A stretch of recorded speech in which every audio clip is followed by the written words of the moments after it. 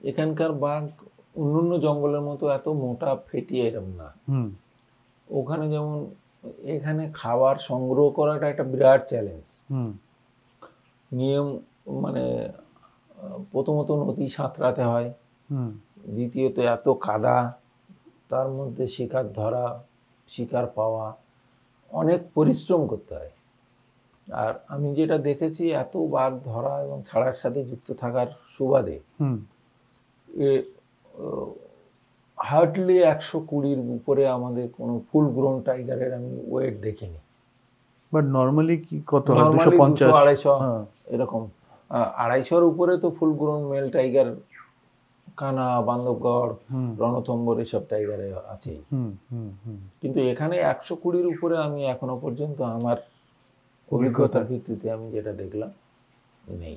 তো সুন্দরবনের মানে যেটা ধরুন আমরা যেটা যারা অতটা বুঝি না বন্যপ্রাণী বা সংরক্ষণ সম্বন্ধে, আমরা একটা কথা মানে অনেক ছোটবেলা থেকে শুনে এসেছি যে সুন্দরবনের বাঘ হচ্ছে মানে ম্যান হান্টার, ম্যান ইটার।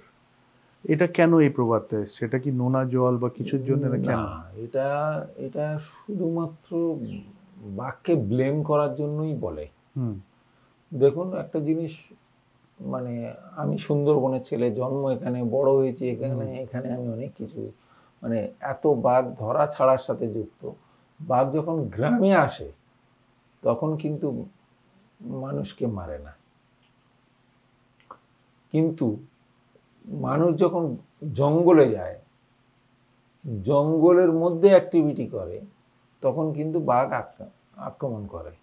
তার মূল কারণ হচ্ছে একটাই, বাঘ খাবারের সন্ধানে পাগলের মতো ঘুরে বেড়ায়। সুন্দরবনে খাবার সংগ্রহটা বাঘের কাছে একটা বিরাট চ্যালেঞ্জ। খাবার খুঁজে পাওয়া, আবার খুঁজে পাওয়া খাবারকে ধরাটা, অত ঘন জঙ্গল, পাঁক এসব আছে, তো সেটাও তার কাছে বিরাট চ্যালেঞ্জ। সেই জায়গায় দাঁড়িয়ে যখন মানুষ ওখানে গিয়ে ওই জঙ্গলের মধ্যে গিয়ে কাটবে, একটা মুভিং অ্যানিম্যাল হিসাবে ট্রিট করে, সঙ্গে সঙ্গে তাকে অ্যাটাক করে। আচ্ছা, ওখানে মাছ ধরার জন্য নৌকায় বসে নড়াচড়া করছে, একটা মুভিং কিছু, ও সেটাকে আক্রমণ প্রে ভাবছে, প্রে। হ্যাঁ। তারপরে কোনো মানুষ জঙ্গলের মধ্যে গিয়ে গর্ত থেকে কাঁকড়া বার করছে, তখন তো একটা মুভিং মানে অ্যাক্টিভিটি হচ্ছে, যেমন শুয়োর ওখানে শিকড় তুলে খাওয়ার জন্য নড়ছে বা এ করছে, বাঘ গিয়ে তাকে ধরে। ঠিক মানুষকেও মানুষ হিসেবে ধরে না, প্রাণী হিসেবে, যার জন্য কাঁকড়াও খায়, সুন্দরবনের বাঘ মাছও খায়, সাপও খায়, গোসাপও খায়, মানে যেগুলো নড়ছে সব খায়, সেগুলোই খায়।